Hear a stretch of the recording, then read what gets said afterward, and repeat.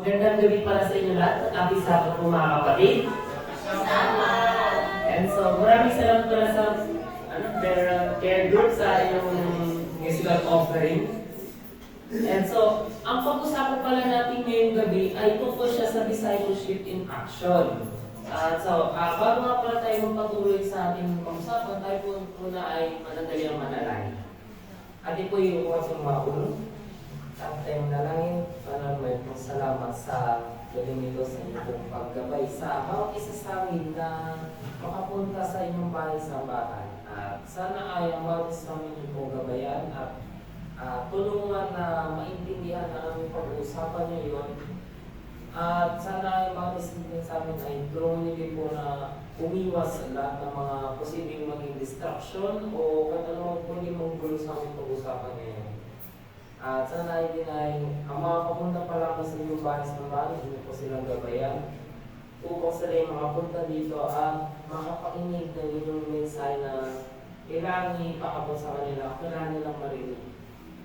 Lahat kami karayang karungan kung saan mo kami nagpulgasas sa bahay na Jesus. Amen.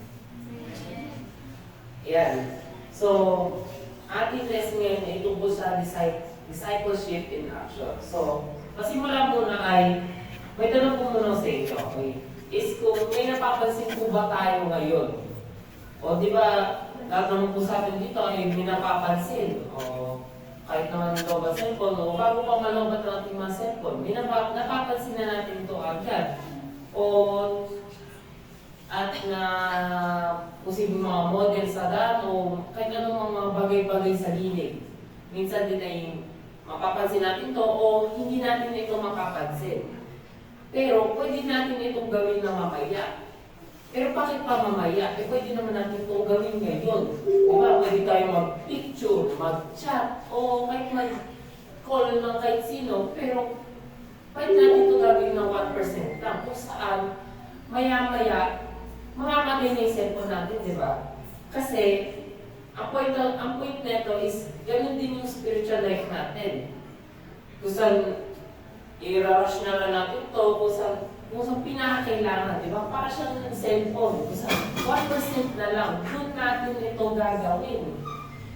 Kasi, alam na nga natin, siyempre bilang mga Kristiyano, alam natin na magpe-pray, alam din natin na mag-aral ng Biblia, alam natin na bawat isa sa atin ay mag-share ng ating faith. Pero, gagawin natin ito kung saan parang tayo ay lobat, 1%. Kasi, ang sinabi din ni Jesus ay, follow me. Kung saan, bago tayo maging fishers of men, dapat kailangan na tayo nakakabit sa Kanya. Hindi nakahiwalay, hindi nakalayo, nakakabit, malapit sa Kanya. Kasi, isa din naman posible natin mapansin niya sa mga kabataan, di ba? Isa sa mga problema ay active sila sa church. Active sila sa church, pero mga walang personal devotion. Siyempre, ito din isang posibleng makatama sa akin is busy sa school, assignment, o sa phone. Siyempre, bilang estudyante din, kagaya sa akin, hindi ko din may iwasan yun. Delikado din na baka bumaba ang grades, diba? Kailangan din namin gawin. So, at yung pagkakto is, alam natin yung tama, pero minsan ay wala tayong gana. At paramat is, ang pinakamalala to, yung pang-apat is, minsan ay parang obligasyon na lang ang faith. Kasi, ang bawat isa sa atin ay, o minsan ng ibang tao ay may form tayo ng pagiging Kristiyano, pero wala tayong lakas. O tayo minsan ay talagang nagkukulang sa power o kalakasan ng pag-share ng faith, di ba? Sabi sa 2 Timothy 3 verse 5, sinabi na may mga taong may anong maka-Diyos pero walang kapangyarihan. So same lang din sa kanina, kung saan ang bawat sa atin ay may anyo lang, kung saan ay physical form. Hindi siya spiritual, kasi physical lang. Kung nila yung nakikita ng mga tao sa labas, yun lang ang ating pinapakita. Pero tayo ay magkukulang sa loob. Pero bakit nga ba nangyayari ito? Kasi minsan may mga ibang tao ay inuunahan niya natin ang paglilingkod. Siyempre, paglilingkod ito, para sa Diyos ito. Pero tayo ay nagkukulang pa din sa ating koneksyon. Kumaga, naglilingkod tayo araw-araw, pero asan yung koneksyon sa Diyos?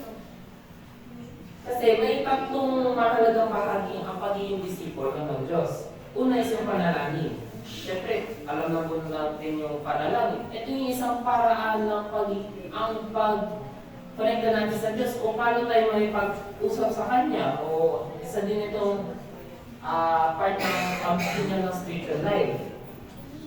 Pangalawa is yung pag-aaral ng Biblia. Kasi ang Biblia, hindi lang naman itong isang bahagi ng magbibigay ng informasyon sa atin. Ito ang dahilan kung bakit o kung paano ito na yung pag-usap sa atin ng Panginoon, di ba?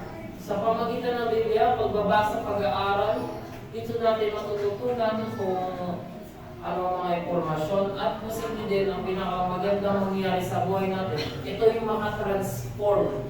Tayo yung magbago para lang sa Kanya dahil sa pag-aralan natin o kung ano mga posibleng mali na ating nagagawa o napapansin na natin na mali natin nagagawa.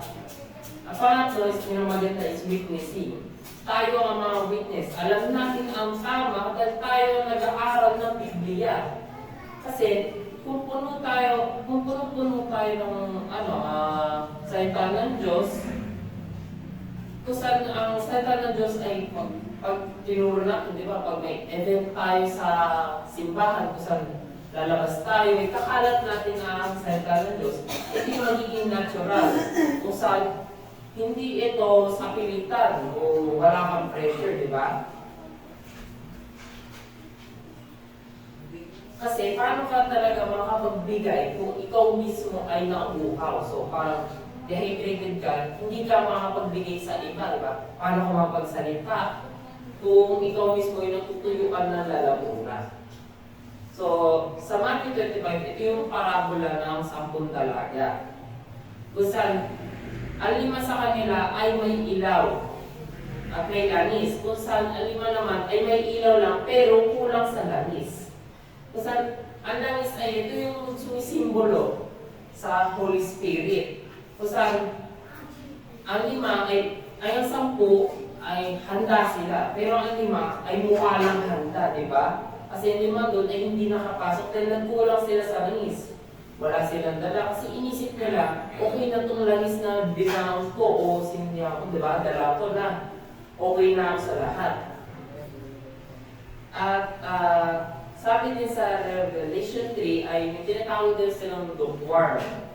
Kung saan hindi ito malamig, hindi din siya mainit, kung saan komportable ka, ligtas ka, pero wala kang growth. Hindi ka lumalago sa pwesto mo na yun. So, ano nga ba maging solusyon o sagot sa mga problema natin na nararanasan natin sa ngayon? Kasi simple na naman sagot. Ang batis natin dapat ay bumalik sa Jesus. Bumalik kay Jesus. Sabi sa John 15 verse 5, sinabi ni Jesus, I am the vine, you are the branches. Kasi ang sanga ay hindi kayang mabuhay kapag ito'y naputol sa puno. Kasi, ano nga mangyayari sa sanga pag ito'y naputol sa puno? Mamamatay ito. Kasi, saan na Diyos nga ang vine, dapat tayo ay maging connected para laging mabuhay. Kasi, ang bawat Diyos natin, kaya pa natin mabuhay mag-isa kung walang Diyos. Posible, baka sabihin ng iba, kaya ko naman mabuhay kahit walang Diyos. Diba? Pero maya-maya, dahan-dahan dumadating ang mga problema kung saan dahan-dahan silang namamatay ng spiritual life, napapalayo lalo sa Diyos. Diba? Kasi, hindi din natin kaya maging mabuting tao sa sarili nating lakas. Kailangan natin ang Diyos. Diba? At hindi din natin kaya maging effective witness kung tayo mismo ay disconnected. Paano nga ba tayo maging effective witness kung mismo tayo disconnected? Kasi tayo mismo ang magkakalat. Tayo nga yung nakakaalam, tayo yung nag-aaral ng Biblia, Pero paano natin mabibigay sa ikaw? Kung mapapaalaman lang sa iba kung ano ang pinapabigay ng Diyos o pinapaabot sa kanila kung tayo mismo ay disconnected. Diba bilang witnesses, dapat isa sa atin ay ang bawat isa sa atin ay alam at napag-aaralan ng Biblia. So, kasi kapag meron tayong mga daily times sa Panginoon ay babalik na ang Diyos, ay babalik na ang joy at babalik na yung ligaya, di ba? So magiging masaya na ang lahat, wala nang problema. At syempre, lalakas din ang laban natin sa mga tukso o wala na tayong pakialam sa mga tukso ng ibang tao. Kahit ano man sinasabi na, kahit ka nagsisinasabi ko, linggo naman. Sarili nila yan. Basta, huwag tayo magpapatama sa kanyang mga tukso. At syempre, pinakamahalaga is, magiging natural ang pag-share ng faith. Diba? Basta ay pakiramdam natin ay hindi na ito pilit. Hindi na sa pilitan ng pag-share ng faith. At wala tayong naramdaman na kahit anong pressure. Diba? Walang kahit anong pagkakaba. Walang pressure na eh. At ang pangulis, magiging natural na ang pag-share ng faith. Kasi, hindi naman din hinihingi ng Diyos na maging perfecto tayo. Kasi, syempre, alam naman natin bawat sa atin dito ay nasa mundo tayo ng makasalanan. Basta, hindi naman talaga hinihingi ng Diyos na maging perfecto tayo bago mag-ingkod sa Kanya. Kundi, ang gusto niya lang sa atin ay manatili tayo sa Kanya araw-araw kung saan basta tayo lang may natili sa Kanya. At syempre, kung pakiramdam na natin sa bawat isa sa atin ay malamig na ng spiritual life o napapalayo na, o alam mo na talaga napapalayo na sa Diyos natin, ay dapat tayo lang bumalik sa Kanya, di ba? O, tas, syempre, kung tayo nawawala ng gana sa pasay sa events sa church, o kung kahit man lang yung mga pagbibigay ng mga libro na maliliit na sa mga tao, paglabas natin. Kasi yung pakiramdam na din natin ay routine na lang ang faith. So, kasi dapat ang sagot natin dapat ay hindi try harder. Kundi, ang bawat sagot natin ay stay connected, di ba? Dapat lagi lang tayo maging stay connected. Laging konektado sa Diyos. Kasi siya lang din ang makakatulong sa atin para tayo mismo ang lumago. Hindi ang sarili natin. Kasi hindi naman natin talaga kaya bukayin ang sarili natin. Kung tayo lang, kailangan natin ang Diyos. Kasi posible, kung wala ang guidance ng Diyos, tayo lang mismo ang mapapalayo. Kahit simba ka pa araw-araw, pero hindi ka connected sa Diyos, tayo lang ang napapalayo. At syempre ay, kung masyadong magsilat to, ang ilan din, katapos ay, meron lang po isang tanong na iiwan ko lang po sa inyo. Ang tanong po ay, handa ka bang maglaan ng oras, araw-araw, para manatiling nakakapit kay Jesus? Magandang gabi sa inyo lahat at happy Sabbath po ulit sa inyo lahat. Amen!